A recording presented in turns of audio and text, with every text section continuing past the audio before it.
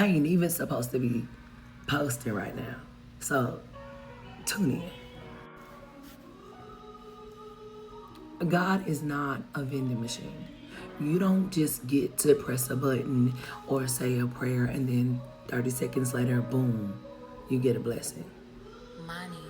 It don't work like that. This walk takes intentionality.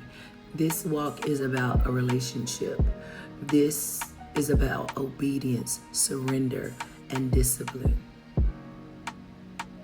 They didn't tell you that part. God is not a vending machine. That's it. That's all. That's the message. If this video made you stop, stay tuned in, stay tapped in, follow me for more.